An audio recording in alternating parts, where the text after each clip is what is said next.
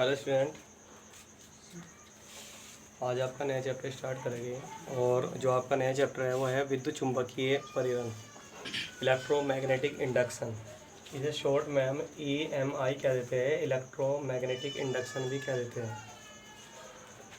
देखिए, आपने बताया कि वैद्युत क्षेत्र को दर्शाने के लिए हम वैद्युत बल रेखाओं का उपयोग करते हैं।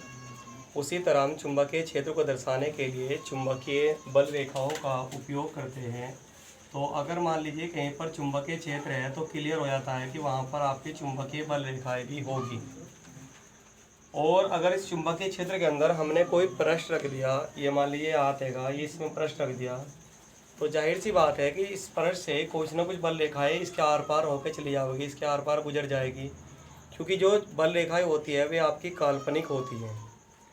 तो जितनी भी बल रेखाएं किसी पृष्ठ से गुजर जाती है उनकी जो संख्या होती है उस संख्या को हम चुंबकीय फ्लक्स कहते हैं।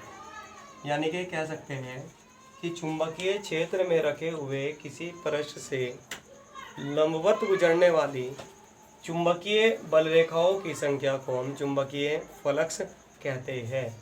और अगर मैथमेटिकली बात करते हैं तो मैथमेटिकली होता है कि जो पृष्ठ हमने रखा है उसका क्षेत्रफल सदिश ए लेंगे और जो चुंबकीय क्षेत्र है सदिश के रूप में बी लेंगे। तो मैथमेटिकली जो चुंबकीय फ्लक्स होता है इसे हम फाई बी से लिखेंगे। और फाई बी की जो वैल्यू होती है गणित के आधार पर वो होती है कि चुंबकीय क्षेत्र बी और पृष्ठ के क्षेत्रफल सदिश ए, इन दोनों की अगर आप अदिश गुना करा देते हो तो चुंबकीय फ्लक्स कहलाता है।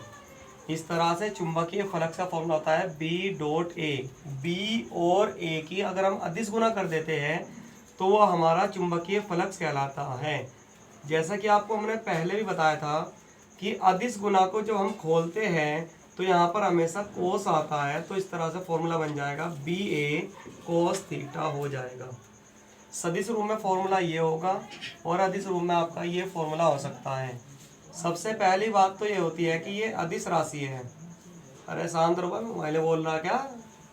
दूसरा ये होगा कि इसका मात्रक आपको निकालना है, तो चुंबकीय क्षेत्र का जो मात्रक है पहले वो रख देंगे। तो इसका जो मात्रक होता है वो SI मात्रक तो वेबर होता है, WB हम इसे लिख सकते हैं, या फिर और भी मात्रक हम इसके बना सकते हैं यहाँ से। और वो मात्रक वेबर की जगह हम बी का मात्रक रखिए न्यूटन पर एम्पियर इंटू मीटर होता है। और क्षेत्रफल का मात्रक होता है मीटर स्क्वायर, 1 मीटर से मीटर कट जाएगा तो वैल्यू होगी न्यूटन मीटर प्रति एम्पियर। ठीक है। इसी तरह आप इसकी विमा भी यहाँ से निकाल सकते हैं। अगर आप विमा निकालोगे तो बल के लिए विमा जो आती है वो आती है हमारी ML/T-2। आगे मीटर है तो ML²T-2, ए ऊपर जाएगा तो A-1 हो जाएगा, तो वे बनेंगे ML²T-2 और A-1। अब हुआ क्या है कि इस इतिहास के अंदर कुछ फेनोमिना, कुछ घटनाएं इस तरह की होती है कि जो अपने आप ही घटित हो गई है। साइंटिस्ट कर तो कुछ और रहे थे और हो कुछ और गया, या फिर उस चीज़ के बारे में जानना चाह रहे थे लेकिन वे अपने तरीके से तो जान नहीं पाए, बल्कि अचानक ईश्वर की तरफ से ऐसा कुछ हुआ कि वो घटना घटित होगी। एक वैज्ञानिक हुआ है फैराडे। फैराडे ने एक बात को सोचनीय दिया, एक विचार दिया साइंटिस्टों के रूप में। उन्होंने क्या बताया, उन्होंने बताया कि हमने जो पहले देखा 6ठे चैप्टर में, 7वें चैप्टर में, 8वें चैप्टर में, कि जब किसी चालक में धारा प्रवाहित कराते हैं तो चालक के चारों ओर चुंबकीय क्षेत्र उत्पन्न हो जाता है। फैराडे ने इसका जस्ट उल्टा सोचा। उन्होंने कहा कि जब धारा से चुंबकीय क्षेत्र उत्पन्न होता है तो चुंबकीय क्षेत्र से धारा भी उत्पन्न होनी चाहिए। इस तथ्य को देकर के अपने एक्सपेरिमेंट शुरू कर दिए। जब 2 से 3 साल का वक्त गुजर गया, एक्सपेरिमेंट करते रहे। एक्सपेरिमेंट करने के लिए इन्होंने एक चुंबक ले ली। चुंबक का रहने का रीजन था जिससे चुंबकीय क्षेत्र उत्पन्न हो जाए। और एक कुंडली ले ली, कुंडली में धारा प्रवाहित हो जाए। चुंबक के कारण इस कुंडली में धारा प्रवाहित कराना चाह रहे थे, लेकिन जब इनका एक्सपेरिमेंट करते हुए सालों हो गया तो इनको सफलता नहीं मिल सकी। इस बात को उन्होंने कह तो जरूर दिया कि चुंबकीय क्षेत्र से धारा प्रवाहित होनी चाहिए, लेकिन मैथमेटिकली या फिर डेरिवेशन के तौर पर इसे प्रूफ नहीं कर पाए वे। इसे प्रूफ जब नहीं कर पाए तो एक दिन अपने लैब में बैठे हुए थे, अचानक गुस्सा आ गया। हाथ में मैग्नेट थी, यानी कि चुंबक थी हाथ में। उस चुंबक को ऐसे ही फेंक दिया गुस्से में आकर के कि लबा इतने दिन हो लिया एक्सपेरिमेंट कर रहे तो हुआ ही नहीं। जैसे ही उन्होंने चुंबक को फेंका, बाई चांस की बात है, वो चुंबक जो है कुंडली जो रखी हुई थी टेबल में, उस कुंडली में प्रवेश कर गया ऐसे घूमते। जैसे ही कुंडली के अंदर चुंबक ने प्रवेश किया, वैसे ही जो धारा मापी साथ में जुड़ी हुई थी, उस धारा मापी में डिफ्लेक्शन आ गया। अर्थात कहने का मतलब यह है कि जो धारा मापी की सुई है वो एकदम से मुड़ गई। और धारा मापी की सुई केवल तभी मुड़ सकती है जब उसके अंदर धारा प्रवाहित हो रही होगी।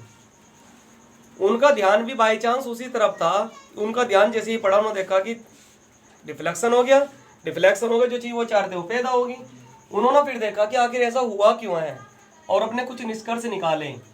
उन्होंने देखा कि अगर हम कुंडली के पास में चुंबक को रखते हैं, केवल रख देते हैं, तो उसमें धारा प्रवाहित नहीं होती है।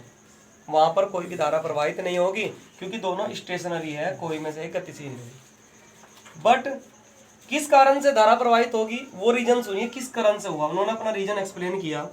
उन्होंने बताया कि जैसे हम चुंबक लेते हैं, चुंबक के अंत से बल रेखाएं निकलती है, और जहां से बल रेखाएं निकलती है वहां पर बल रेखाएं पास पास होती है। जैसे दूरी बढ़ती आती है, बल रेखाओं के बीच की दूरी भी बढ़ती जाती है, यानी कि चुंबकीय क्षेत्र कमजोर होता जाता है।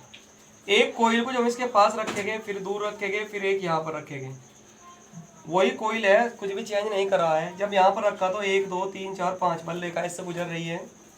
जब हमने यहाँ पर रखा 1 2 2 बल रेखाएं गुजर रही है। यहाँ पर रखा तो इससे केवल एक ही बल रेखा गुजर रही है।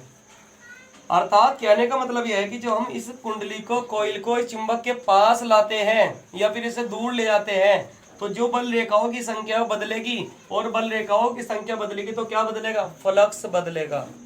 उन्होंने अपने एक्सपेरिमेंट किए और एक्सपेरिमेंट के बेहों पर यह बात सिद्ध करके दिखाई कि जैसे ही हम किसी कोइल को, किसी कुंडली को चुंबक के सापेक्ष गतिशील कराते हैं, या तो उसके पास लाते हैं, उससे दूर ले जाते हैं, या उसका उल्टा भी हो सकता है कि हमने कोइल को यहाँ रख दिया और चुंबक को इसके पास लाते हैं और चुंबक को इससे दूर ले जाते हैं, तो जब तक इन दोनों में से कोई भी एक गतिशील है या दोनों गतिशील है, तो तब उसमें धारा प्रवाहित होती है, और उस धारा को प्रेरित धारा कहते हैं। क्या कहते हैं? उस धारा को प्रेरित धारा कहते हैं। ठीक है भाई।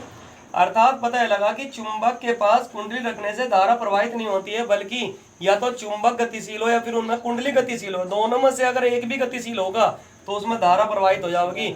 और इस कारण से होगी धारा प्रवाहित, वो कारण होता है चुंबकीय फ्लक्स में परिवर्तन।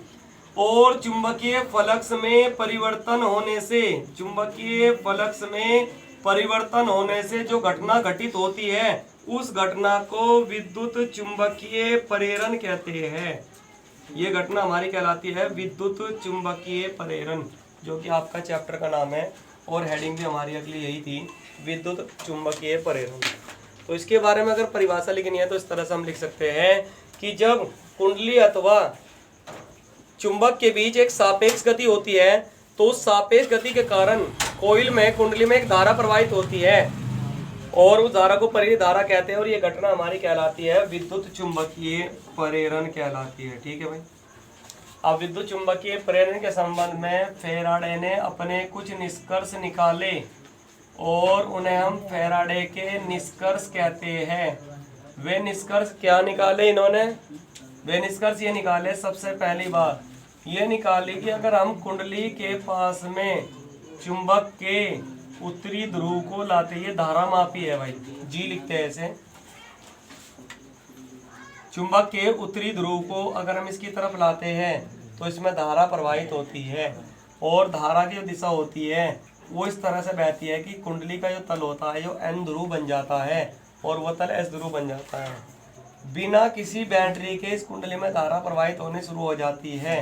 इसी घटना को हम विद्युत चुंबकीय प्रेरण कहते हैं। और धारा की जो प्रवाहित होती है वो इसको अपोज कराती है, तो धारा जो बहेगी वो इस दिशा में बहती है, इस दिशा में धारा बहेगी। ये हमारी प्रेरित धारा है भाई। जबकि अगर इसी एन ध्रुव को हम दूर ले जाते हैं, मतलब जो हमारा एन ध्रुव अब हमेशा क्या करेंगे, दूर लेके जा रहे हैं इस कुंडली से, तो अब भी धारा बहेगी जरूर, लेकिन इस बार धारा की दिशा बदल जाएगी, और धारा की दिशा बदल करके विपरीत हो जाएगी। पहले धारा इस दिशा में बह रही थी, अब धारा पलटी दिशा में बहेगी। इसी तरह अगर हम एस ध्रुव को लाते हैं तब भी धारा बहती है, दूर ले आते हैं तब भी धारा बहती है। दो तो ये हो गए निष्कर्ष। तीसरा यह है कि अगर हम कुंडली में फेरों की संख्या बढ़ा दें तो धारा का मान बढ़ जाता है। चौथी बात ये होती है, इन्हें जो निष्कर्ष निकाले कि चुंबक को जितनी तेजी से घुमाओगे या कुंडली को जितनी तेजी से घुमाओगे उतनी ही ज्यादा धारा प्रवाहित होती है।